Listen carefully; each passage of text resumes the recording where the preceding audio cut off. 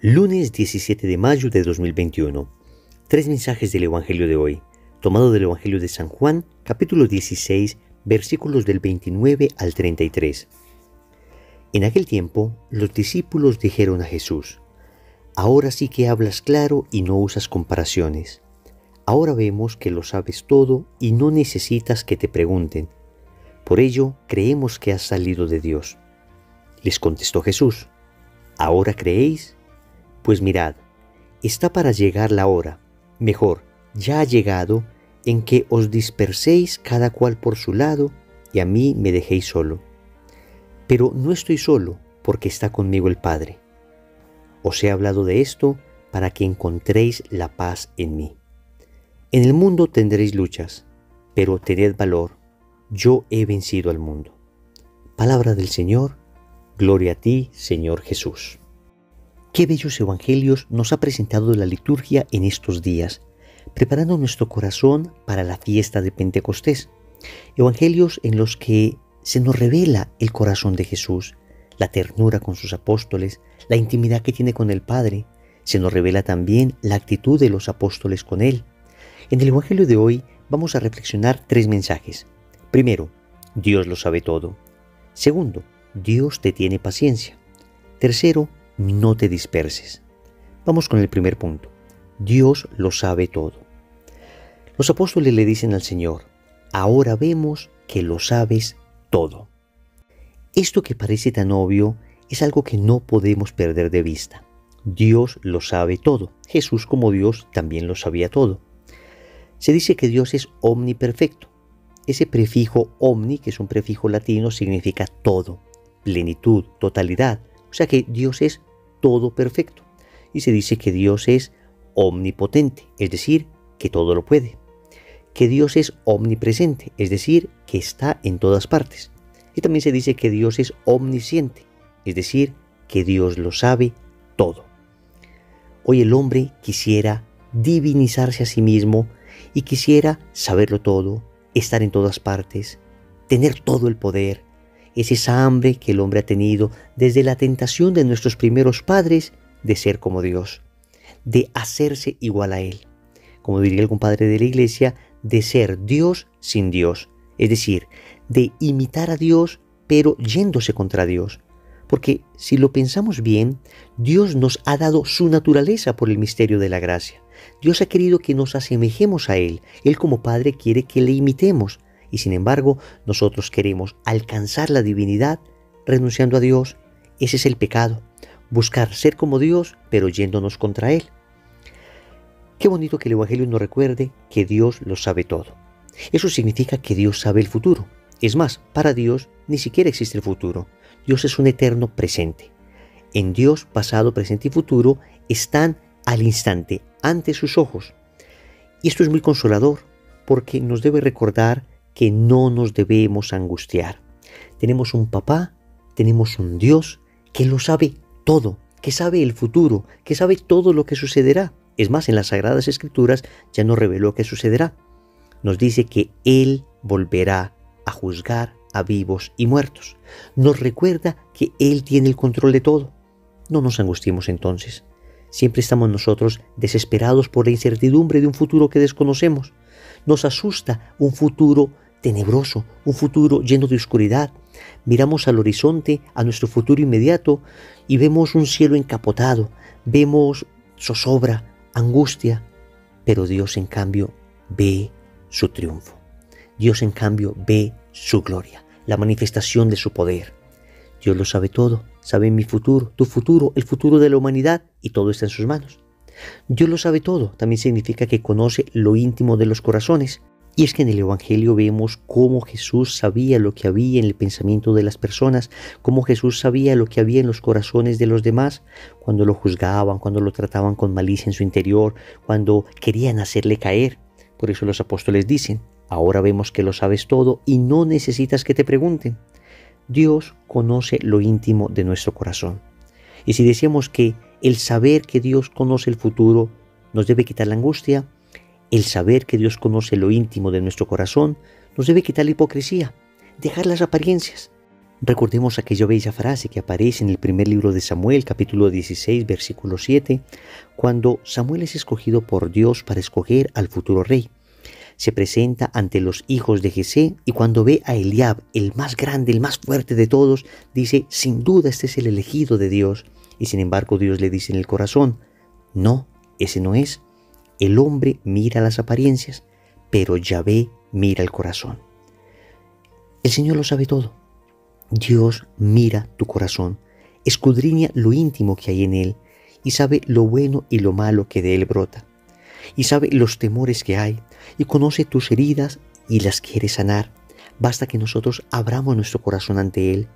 No tratemos de ocultarnos ante aquel que lo sabe todo. Fue lo que hizo Adán y fue lo que hizo Eva cuando pecaron. Se ocultaron de la presencia de Dios porque creyeron que ocultándose de Dios, Dios iba a desconocer lo que hicieron. No. Revela tu corazón ante Dios, abre tu corazón ante Él, sé sincero, completamente sincero ante Dios.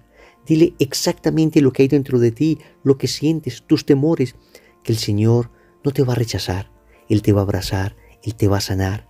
Y una vez seas sincero, le dices al Señor, ahora que te abro mi corazón, ahora que te muestro lo que hay, aunque tú ya lo sabías, ven y sáname.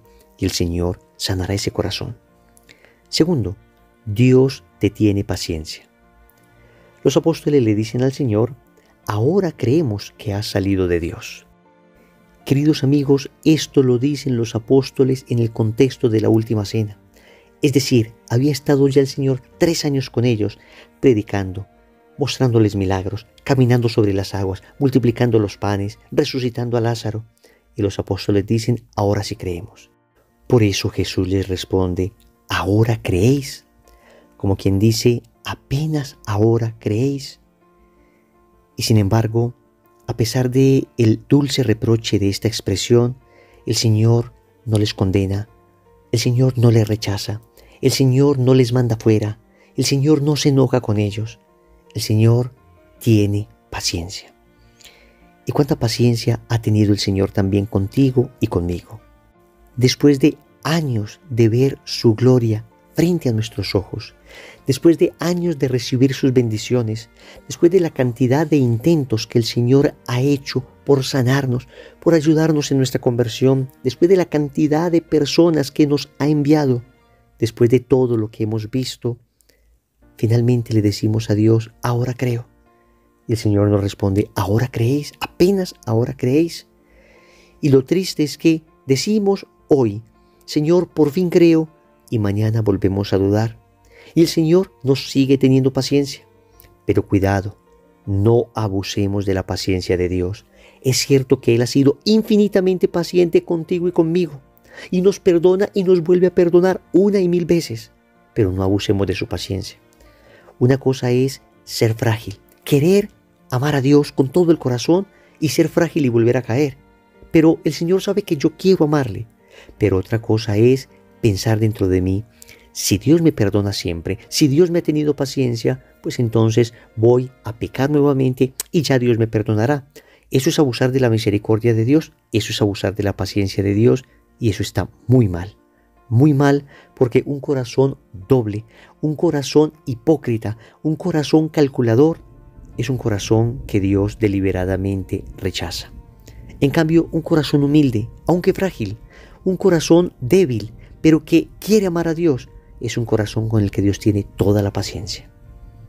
Tercero, no te disperses. El Señor concluye el Evangelio diciéndole a los apóstoles, llega la hora en que os dispersaréis cada cual por su lado. ¿Y qué es la dispersión? No es otra cosa que la fragmentación interior, no es otra cosa que la división del corazón. Es tener la mente, el corazón en tantas cosas a la vez que finalmente no termino haciendo nada bien. Y el primer problema de un corazón disperso es que pone en el mismo nivel a Dios que a las cosas. Y entonces tiene la oración, la vida espiritual, de alguna manera en su corazón como algo importante. Pero aparece luego un videojuego, aparece luego alguna cuestión del trabajo, aparece luego alguna actividad cotidiana y deja a Dios, deja todo y se pone a hacer esto otro. Y luego aparece otra cosa y deja esto y se pone a hacer aquello. Un corazón disperso es un corazón que no ha logrado recogerse en su interior. Y precisamente eso es lo que necesitamos, recogimiento. En un mundo tan lleno de dispersiones, de distracciones que nos terminan sacando de nosotros mismos, que no nos dejan volver a lo esencial, que no nos dejan discernir aquello que es principal, debemos pedir a Dios la gracia del recogimiento. Y para ello es absolutamente importante separar espacios de oración, espacios al día consagrados enteramente a recogerme en mi interior. El Señor dice que debemos entrar en nuestra habitación y cerrar la puerta. Esto significa que debemos buscar ambientes de oración, ambientes que nos inviten a la reflexión, pero también debemos entrar a la habitación de nuestro corazón y cerrar un poco la puerta de los sentidos, es decir, volver a la interioridad. Para ello, repito, es importante, es indispensable la vida de oración, la meditación, tomar la palabra de Dios, tomar un bello libro espiritual, leer una frase, cerrar los ojos, recogerme en mi interior y dejar que esa frase llegue a mi alma, que ese versículo bíblico toque mi corazón, no dejar que el celular, las redes sociales, los ruidos externos me dispersen, sino lograr ese encuentro íntimo con el amor, ese encuentro íntimo con Dios. Recordemos entonces, primero, Dios lo sabe todo. Segundo, Dios te tiene paciencia. Tercero, no te disperses. Compromiso. Vamos a buscar un espacio en el día de hoy para tener un momento de intimidad con Dios y recogernos en nuestro interior. En el nombre del Padre, y del Hijo, y del Espíritu Santo. Amén.